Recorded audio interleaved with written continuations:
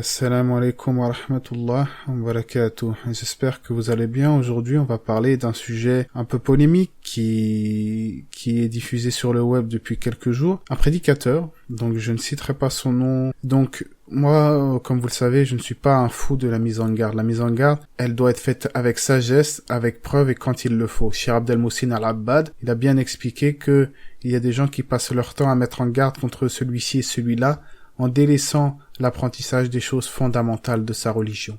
Par contre, il y a de quoi s'interroger sur certaines choses, et c'est cela que j'aimerais évoquer aujourd'hui.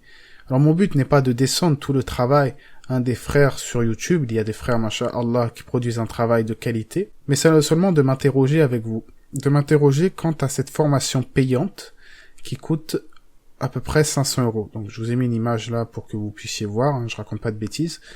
Donc formation de 40 heures pour apprendre la prière.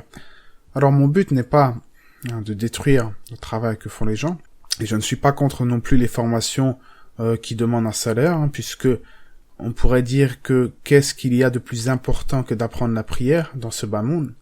On paye bien pour des choses de la dunya, pour des choses de ce bas monde, mais pour la religion, on ne devrait pas mettre un salaire pour apprendre par exemple la langue arabe. On peut par exemple prendre des cours et payer une formation, payer des cours d'arabe, etc. Mais là, quand même, on s'interroge sur le prix et le montant de cette formation sur un sujet qui, justement, n'est pas aisé dans la prédication. Alors, ce prédicateur, bien qu'il a peut-être plus de science que moi, que vous, je ne suis pas là pour chercher, je sais qu'il y a des erreurs, tous les imams font des erreurs, j'ai remarqué quelques erreurs dans ses paroles, mais là n'est pas la question. La question, elle est que une fois j'avais vu une vidéo sur la prière qu'il avait diffusée. Alors je ne prétends pas que sa formation sera comme cette vidéo, elle sera peut-être plus approfondie, mais en tout cas, à un moment donné, quand le prieur dit Sami Allahu liman hamida, et qu'il doit remettre soit la main droite sur la main gauche sur la poitrine, soit relâcher les mains, il n'a pas mentionné cette jurisprudence. Est-ce qu'on doit remettre la main droite sur la main gauche en se relevant de l'inclinaison, ou est-ce qu'on doit relâcher ses mains? Donc, est-ce que dans sa formation, il va passer sur ce genre de détails? Je ne sais pas, Allah sait mieux. Mais dans tous les cas, quand bien même il parlerait de toutes les choses, et que ça serait vraiment un travail exemplaire, où il parlerait des moindres détails de la prière, quand bien même, on peut quand même s'interroger sur le prix de cette formation, parce que il y a des livres diffusés sur la prière qui coûtent 10 €. Certains diront oui, mais ceux qui achètent des livres, c'est la même chose, mais là c'est pas pareil, le prix est complètement différent. Le livre de Cheikh Albani, rahimahullah, de Cheikh Uthaymin, ou les livres des 4 écoles de jurisprudence, prier selon une école, parce que au début de l'apprentissage de la religion, le musulman lambda doit apprendre, ou le musulman qui n'a pas encore la capacité de tirer des règles juridiques des textes, il doit suivre un savant ou une école comme support d'études, comme le disent les savants, jusqu'à chercher à sortir de ce suivi aveugle, bien évidemment, quand il en aura le niveau, mais là n'est pas la question. Dans tous les cas, il y a tellement de divergences au niveau de la prière sur des choses qui peuvent être accepter, une divergence acceptée, comme par exemple est-ce qu'on doit remettre sa main sur la poitrine, comme je l'ai dit. Certains savants, comme Cheikh Albani, disent que c'est une innovation de remettre sa main droite sur la main gauche sur la poitrine en se relevant de l'inclinaison. Cheikh Uthaymin, lui, dit que non, qu'il faut rester sur la base, sur la généralité, c'est que le prieur, lors de la prière, il doit mettre sa main droite sur sa main gauche sur la poitrine, et quand il se relève de l'inclinaison, la règle générale n'a pas disparu, puisqu'il n'y a aucun texte qui vient spécifier qu'il ne faut pas le faire. Bref, je ne vais pas rentrer dans des règles juridiques concernant la prière, ce n'est pas le but de la vidéo, mais c'est juste pour vous dire que presque aucun musulman ne va prier exactement de la même façon. Il y aura toujours un musulman qui va appliquer une sunna, un autre qui ne va pas l'appliquer dans sa prière.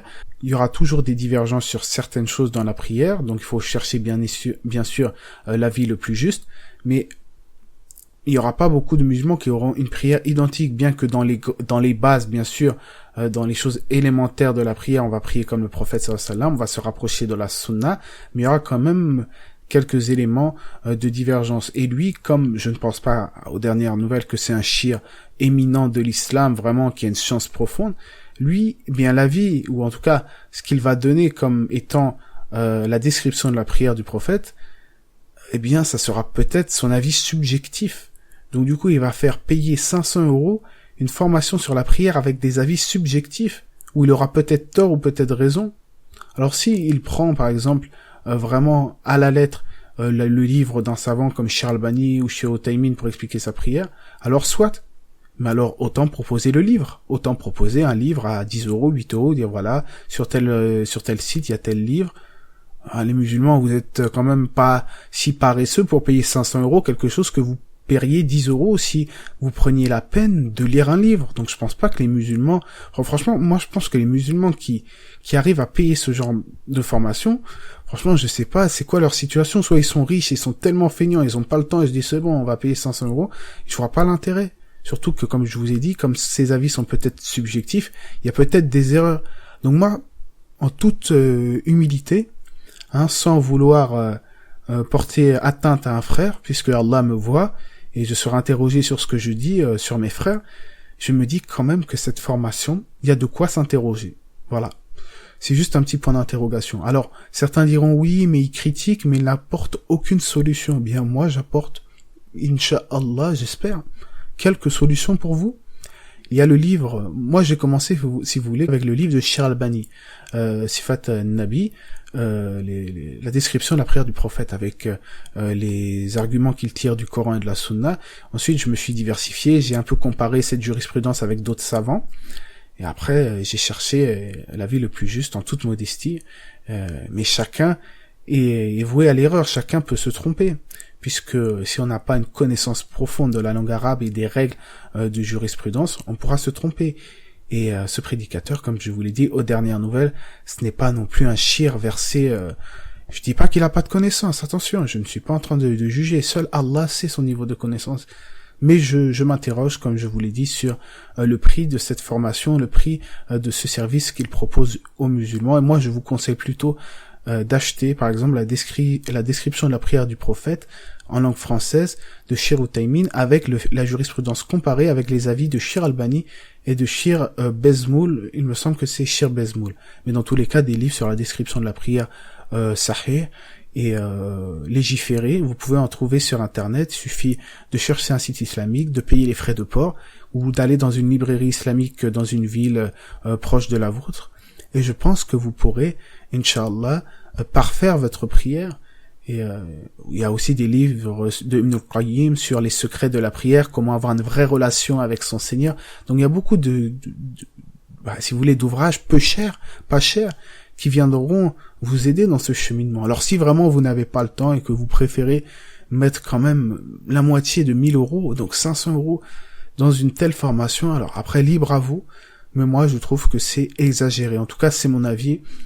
Je sais pas ce que vous en pensez, mais moi ça me fait peur. Alors, je ne juge pas son intention, peut-être qu'il a des bonnes intentions, mais quand même, moi je n'ai jamais critiqué ce frère auparavant, mais en ayant vu ça, je me suis dit quand même, ça fait peur. En tout cas, moi, personnellement, je ne me sentirais pas serein de proposer une formation à un tel prix.